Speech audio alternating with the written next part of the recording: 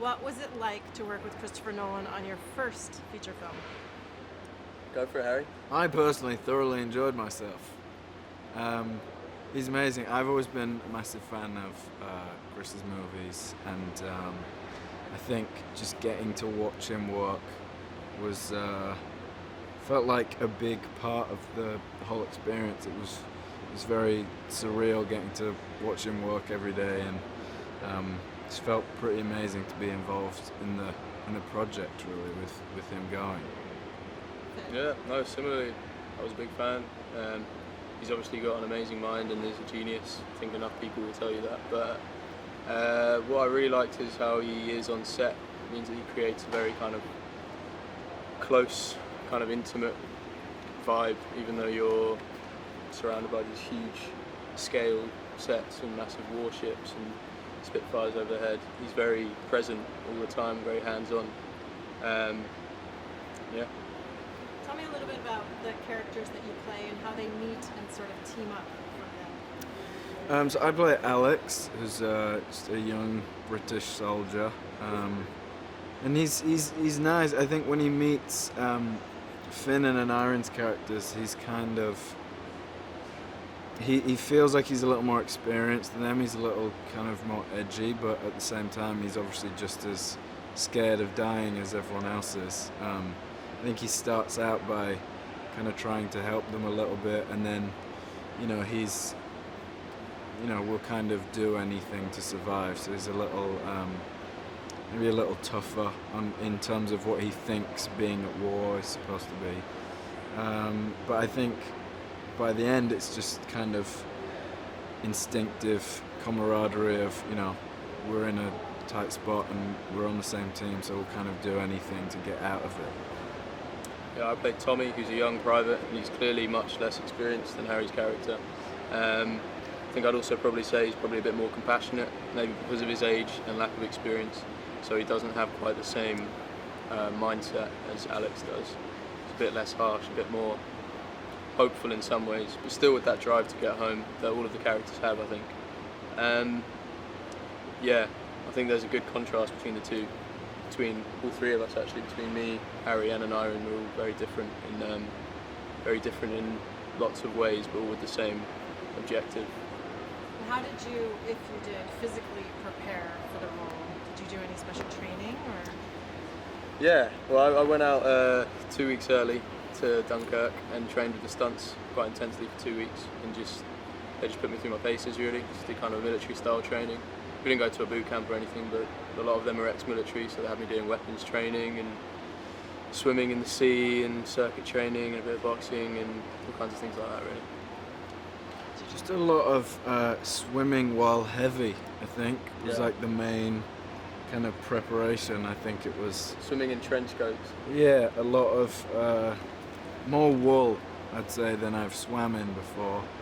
To make a habit of but yeah, I think it was good just to kind of, get an idea of how heavy you were going to be while, doing that stuff. And I think it definitely helped just prepare you rather than going in the first day and being like, oh, this is quite heavy.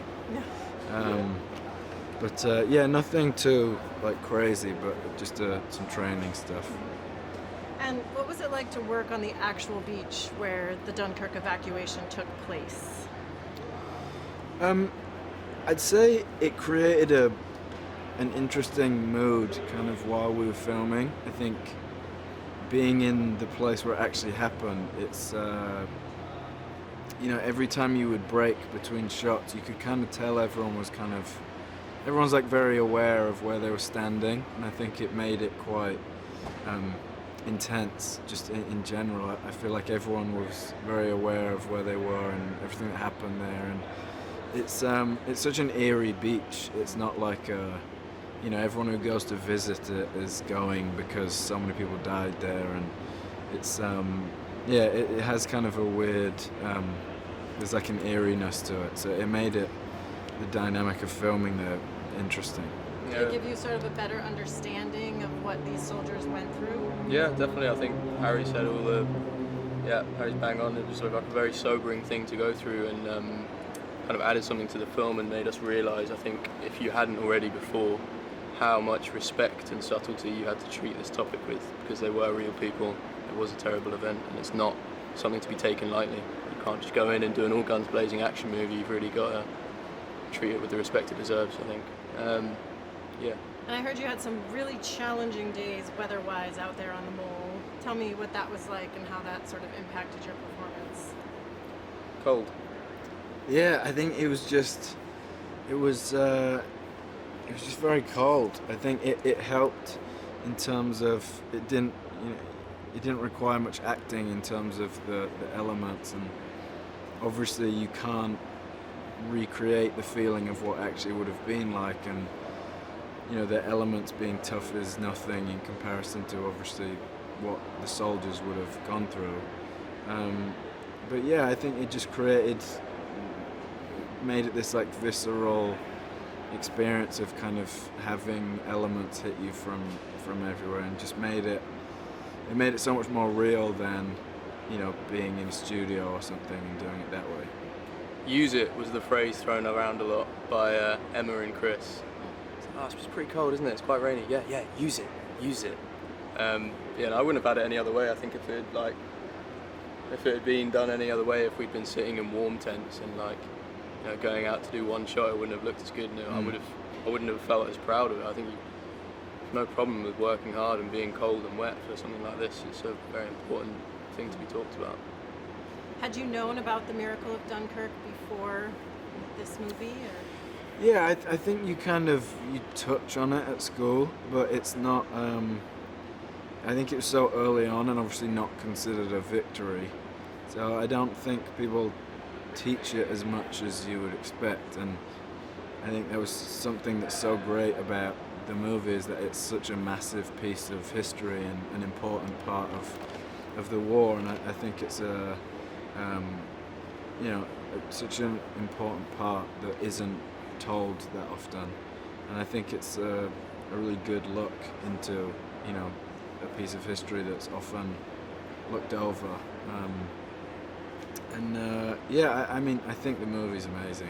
I think he's done such an amazing thing with the story and how he's told it, and it's great. I think you learn about the spirit of Dunkirk a lot at school, or at least it's clear when you learn about the war that the spirit of Dunkirk, Dunkirk set the tone for the rest of the war and how Britain would react throughout the rest of the war, which was a very coming together kind of thing with the British people, of supporting each other, supporting the troops to get through this time of crisis. So I think you touch more on the spirit of Dunkirk, but not necessarily the actual events that took place.